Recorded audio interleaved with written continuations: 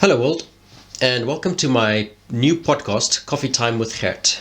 I'll be sitting here with my coffee as we take time to go through some important issues going on in the world, or in some cases in the Netherlands. This week, I will be telling you what I'm doing with an introduction. I will be taking time to talk about my new venture to help other cancer patients, and I will be talking about the scandal about Ravi Zacharias. If you're interested in the last one, please do stick around to the end, unless on YouTube, which case I will timestamp for the last bit. So first of all, this is a new idea. I'm trying to see how it goes, trying podcasts. I've had this recommended to me before by people to try. So we'll see how it goes. To give you an idea for those people who have only just found me now, don't know who I am, or because you've stumbled upon me upon a podcast streaming platform. I'm Gert Jonker. I'm South African by birth, but I live in the Netherlands. I now have Dutch citizenship. I am married to my lovely wife. She's half American, half Dutch. I'm almost 40 and spent more than 20 years in the Netherlands at this point now. I am a Christian, and my message will come from out of a Christian viewpoint. Don't let that scare you. I'm still also a normal, ordinary guy, even though I'm a Christian. I do like science. You can find me on the internet. I have my own blog, gertjr.com, and I've also got a ministry site, which I've called Science-Based Christianity. Reason why I call that is I do believe Christianity and science do coincide, and I do not believe that they contradict. If you'd like to know more via my YouTube or any of the two sites I've mentioned, you can see more information as to why I believe that and how I can have the two work together. To also give you more of an idea, I have also had leukemia, had to battle that. That was quite the fight. I've been officially diagnosed for more than 3.5 years as of the making of this podcast, and it's a pretty aggressive form that I had. We've managed to get it under control with chemos and radiation and a stem cell therapy. It seems to still be there, although very minor, more in a chronic form. But for the most part, I'm actually strong, healthy. I'm busy working on rehab, trying to get stronger. So that's a good thing. What else do you need to know about me, apart from my love of maths and science? I do like looking to religions and philosophy.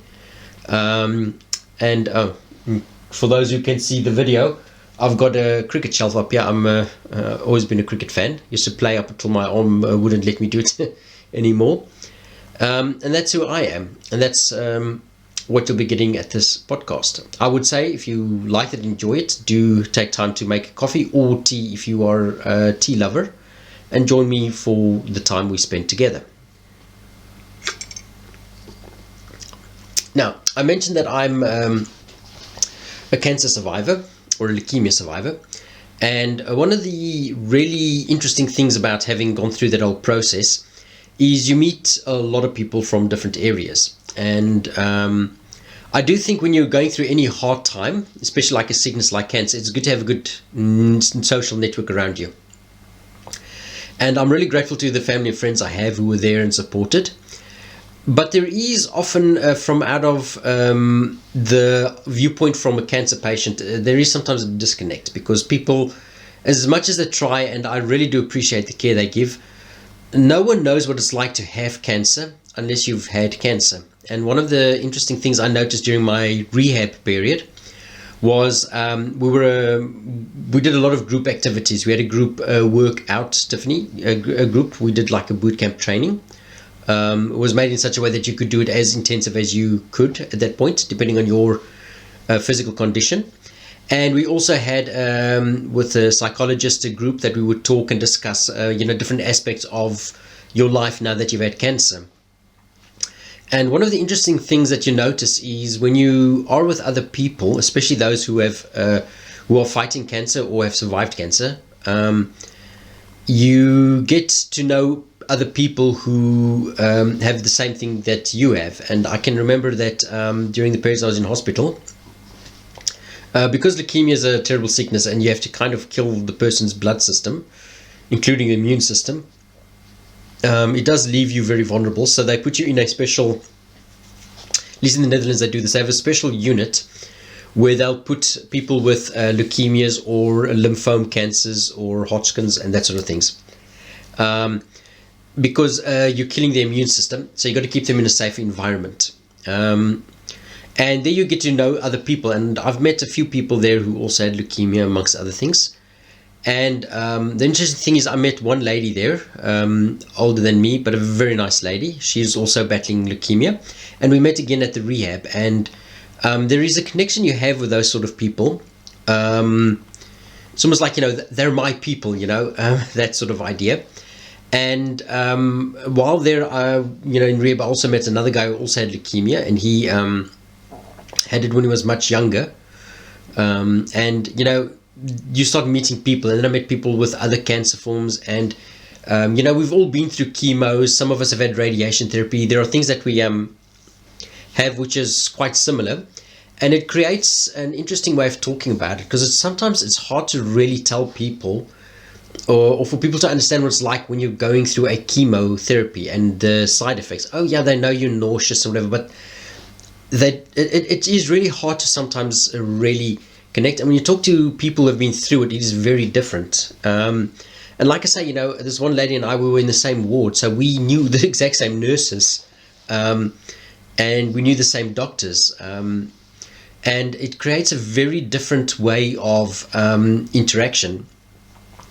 And I'll say this front up, the people who have helped me, the psychologists, I saw one privately, I saw one at the rehab. Physiotherapists, I've had one privately, I've had physiotherapists at the rehab, I've had people who helped me, ergotherapists and psychomotoric therapists, and a lot of people, and they've all helped, and they're great people who helped. They do wonderful work. But what's interesting is, while they do great work, what also helps is that contact that you have with a fellow cancer patient. And it made me think, there are groups that do things, and I've come across online people who do this, and I'll give a shout out to the Happy Hustler who works with women. I've followed her for a while on Instagram, and she's also she's got some good stuff which have helped me. And I'm not a woman, no, but she works specifically with women. And I was thinking, sometimes you do need a fellow person, and you need to have it from a certain viewpoint. Now, I'm a Christian, and I do work well also, talk well with people who are non-believers as well, who have been through cancer, and no problem with that. But I decided I want to see if I can help other Christians who are going through this. And like I say, even if you're not a Christian, it doesn't mean I'm counting you out of this. But what has happened is, on Instagram and on Facebook, I've started what I'm calling Christian Cancer Coaching. And it's just going to be a place where I can maybe help other people with their cancer battle. It'd be that they're going to go through a battle, they're maybe currently going through battle, or they've been through one and they want to know how to pick up life afterwards. And I've set it up to help there. It is going to be from a Christian worldview, I will say that up front, but it doesn't mean that if you're not a Christian you can't contact me on Instagram or on Facebook. It's Christian Cancer Coaching, and the whole point of this is just to have a place for people to come to me, and then I'll try and help them out. Look, I don't have all the answers either, but I can, from what I've seen, what I've heard, I can maybe help. And also sometimes it's just you need someone to listen, someone who understands that when you talk about some of the hard things you've had through chemo, someone who else has been through it helps, and so it's why I've decided to launch those pages, and see if anyone needs help, they can approach me there. It's just my way of trying to help, because there are a lot of people who have helped me as well, and I'm really grateful for this. Oh, for those on the video, we have a special guest. Julie Marie has just popped in. This is my cat. If you're listening on the podcast, I'm sorry you can't see a beautiful little kitty cat.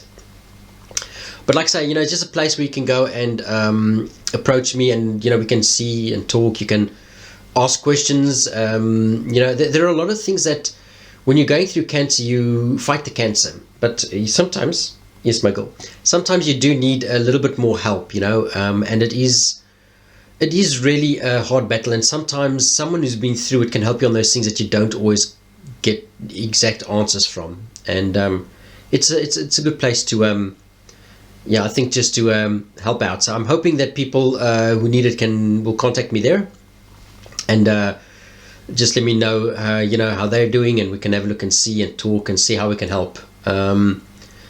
Yes, my girl. By the way, if you are going through hard times, I do recommend getting a pet. I'll just tell a quick story. But during my time with cancer, I got diagnosed 3.5 years ago, and after some chemo, I was in remission. And while in remission, my wife and I got this little girl here, Julie Marie, beautiful little kitten back then. And this was in 2019. Was it 2018 we got her? It was 2018 we got her. But in 2019, the cancer came back. The leukemia was very aggressive. And during that period in time, there was a period that I was spending a lot of time in bed in a lot of pain on heavy painkillers. I was actually taking multiple painkillers at once: morphine, fentanyl, paracetamol, amitriptyline, all sorts of things. And I was really in pain. And the two bright spots of my day was this was during the Cricket World Cup in England. So I was watching that, but the other bright spot was I'd be lying there in pain, and this girl would come and say hi, and then she'd lie with me in bed and we'd watch cricket together, and it was a really wonderful time, wasn't it, Julie? So I do recommend, if you do have, especially if you can spend a lot of time alone, it's also a good idea having a pet. I'm more of a cat person, hence Julie. Sorry, I've got to let her down gently. That's why I've got Julie. If you're more of a dog person or a bird person, it's nice having a pet. Just a little side note there. But anyway, if you are interested in reaching out to me, please do so. And we can see how we get along and help, and what we can do. There's something else I wanted to talk about in this podcast, because one of the things I've been doing since I've been sick is I'm what I'd call an aspiring apologist. Now, an apologist comes from the Greek word apologia, which is in the Bible, where the Bible says in Timothy to give a defense of the faith that is in you. The defense is apologia. And that's what an apologist does. They defend the faith. So I do like to defend the Christian faith. And on that note, if you have any questions you'd like me to address, please do so. And then I will address them as best as I can. My dear girl, she's going to break my chair. I will try and address them as best as possible in the show. So you can ask any questions, whether you are a believer who wants some clarification faith, or you're a non-believer and you have issues with the faith. Just go for it, and we'll see what we can do. But one of the things about being an apologist is you try and learn a lot about the faith. And the reason why I wanted to do this is there are a lot of apologists who I've followed and have helped me. I've learned things, and they've inspired me, and they've given me the answers, and then I like to give other people answers I've learned. Now, there's an apologist who recently, last year in 2020, died, named Ravi Zacharias. And there is a bit of a problem regarding this man now. You see, there are a lot of people who, listening to Ravi, got saved and got the answers they wanted. I've even heard of people who entered apologetics because of him. He's got a huge ministry called Ravi Zacharias International Ministries. But this man died, and just before he died, I believe this had already started, but after he died, a lot more women came forward and said that they'd been sexually abused by this man. And his organization is looking into it, and apparently they're starting to see signs of it having happened. And this does cause a lot of questions and confusion by people, especially people who build their faith on a person like Ravi. I remember back in the day, this is when I was a kid. My mom used to love the music of Jimmy Swaggart, and then it turned out he had a pornography problem. He fell, And there were a lot of people who, because they built their ministry on Jimmy Swaggart and his preaching and music, fell. And this is a flaw we seem to have as people. We tend to build on people because they're more tangible than God directly, when we should be building on Jesus and on the Word of God. But the thing is, the reason why I was thinking about this is a man, he's written, he's been in the ministry for 40 years. He's written more than 30 books. He's really been around the world and said a lot of good things. And people are struggling with what they should do. And this is the danger when you follow one person, is if your whole faith is built on just one person, you fall. And I've always been I've always thought it's better to build your faith on more than one person, multiple sources. I mean, if you eat the same meal every night, and it turns out it's a bad meal, what are you going to do? So it's good to have a varied diet, and same thing with Christians. So one of the things that I will point out is I've personally never really been a follower of Ravi Zacharias. And there are two reasons why. The first one is more how I got into apologetics in the first place. Is the first apologist I really ever heard properly was Kent Hovind. He's pretty much known for the creation evolution debate, and I'm not too fond of him. He's pretty much got a lot of one-liners, but it was never really the thing that I wanted to do that. So I wanted something deeper, and that's led me to and I'm going to word it this way, to Ken Ham's ministry. But Ken Ham's ministry is called Answers in Genesis. And the reason why I'm pointing this out is one of the reasons why I didn't follow Ravi was his ministry was named after him. And I get skeptical when you name it. Like if I were to say, I think I've mentioned already, Science-Based Christianity is my website. If I called it Gert Jonker's ministry, that means it's about me, and it's not. So it's why I named it Science-Based Christianity. It's got nothing to do with me. If I disappear, if someone takes over, if other people are involved, it's about God's work. It's about Christianity, and can you really believe it? Is it true? That's what it's about. It's not about me. So I was always skeptical of that sort of ministry, when it's about a person. Now, Answers in Genesis, the nice thing about that is, while Ken Ham started it, I followed it because there were some great talkers like Bodie Hodge, Georgia Purdom, Danny Faulkner, Terry Mortensen. There are a lot of these guys that were out there, and ladies, and they're doing great stuff talking on science of creation and evolution. And the papers they bring out are sometimes easy for everyone, sometimes moderate, but sometimes also very technical, even too technical for me. But they've got a wide array, so you can see exactly where you want to fall in. Whereas to me, Kent Hovind was always more just the easy stuff. And that's what led me to things like Reasonable Faith, which is run by William Lane Craig. And he goes really in depth, and that's the sort of thing I like. So I tend to go more that route. So I never went with Ravi Zacharias because the one case, how his ministry was named. The second thing is he was a little bit more pop culture in his things and one-liners, and I tend to be a bit more like, give me the deep stuff. So the reason why I'm saying this, though, is if one of the people who I did follow would fall, I don't build on one person. I've built a sort of a large group of people that I follow, and I try to not follow a person, but have a look at the work they do and follow, as it were, if it's at all possible, a ministry, that's doing good work with more people involved. And so that's kind of the idea there. For those people who were, following Ravi, and you cannot let what one man did, the wrong things he did, determine whether or not you serve God or not. If you've made a choice to serve him and you've studied his word, you'll know that God is true. He is the creator, that Jesus did come and die for our sins, and then we keep serving him. And having said that, nobody's perfect. So everyone out there will have errors, but everyone will also have good things. So it's possible that someone like Ravi can have faults, but that he still preaches good stuff and brings in good messages. So as the saying says, you don't throw out the baby with the bathwater. You eat the meat and spit out the bones. You only take the bits that are important. I'm using one-liners, and I said I don't like them. They are catchy, though. But the thing is, you take the bits that are important, the important things, you work with those, and you use that in your life. And it's that way with many things. I mean, there are people I follow, their content, but I don't agree with everything they say.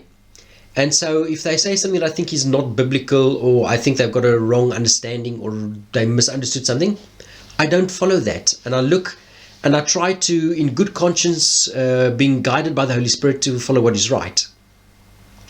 And that's the best we can do as people, is to follow that way.